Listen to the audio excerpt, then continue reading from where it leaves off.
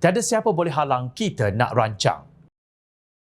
Perdana Menteri Datuk Seri Anwar Ibrahim berkata keputusan Amazon Web Services atau AWS membuat pelaburan sebanyak 25.5 bilion ringgit di Malaysia adalah kerana kepercayaan syarikat gergasi teknologi itu kepada pentadbiran politik yang stabil dan dasar yang jelas kerajaan perpaduan.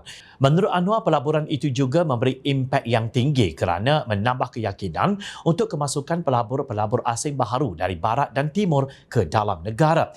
Tetapi khususnya dalam konteks AWS dan Tesla, yang betul, saya harus jelaskan.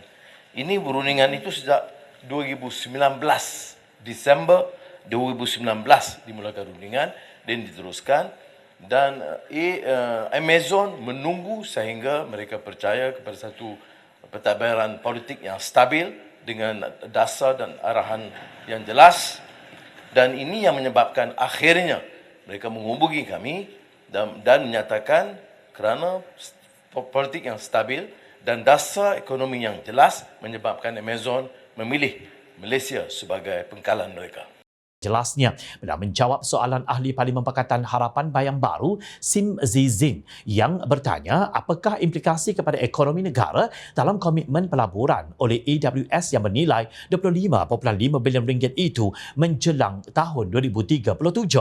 Bayang Baru ingin meminta Perdana Menteri menyatakan apakah implikasi kepada ekonomi negara dengan komitmen pelaburan oleh Amazon Web Services yang bernilai 25.5 bilion ringgit menjelang tahun 2037.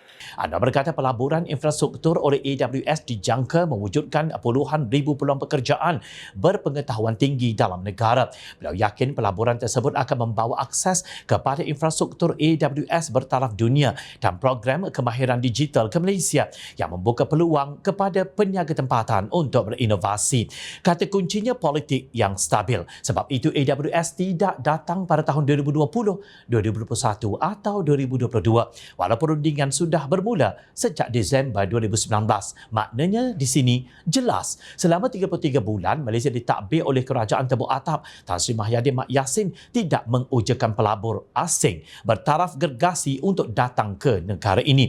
Walaupun Datuk Seri Ismail Sabri Yaakob mengambil alih tampuk kerajaan daripada Mahyadin, kepimpinan beliau juga tidak berupaya memikat pelabur asing untuk merisik peluang di negara ini.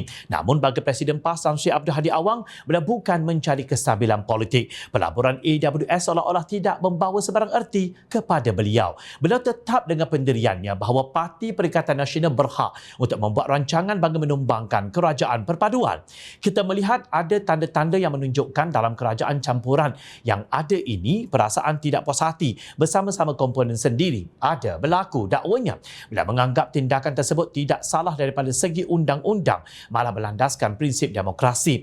Itu satu kenyataan politik dan biasa berlaku. Dalam politik, undi tidak percaya dan dapatkan SD yakni akuan bersumpah. Penyokong kerajaan berpaling tada itu berlaku.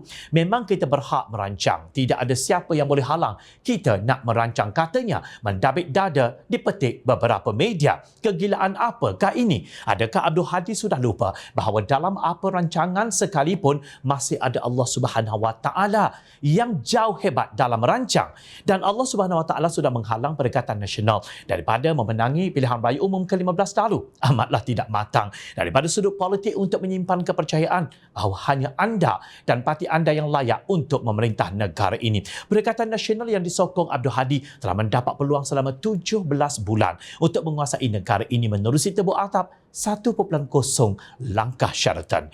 Gerombolan itu setelah tumbang terus menumpang UMNO BN untuk menjadi pemerintah. Tiada apa pencapaian yang dibanggakan dalam tempoh 1 Mac 2020 hingga 9 Oktober 2022 yang lalu. Sebagai contoh, ketika itu ringgit merudum sehingga mencapai RM4.75 bagi setiap dolar Amerika berbanding RM4.48 sekarang ini. Hari ini kita menuju ke arah pemulihan. Justru kita tidak mahu Tebuk Atap 2.0 yang sifatnya regresif seumpama mendiang Tebuk Atap 1.0. Ingat, rakyat sentiasa memerhati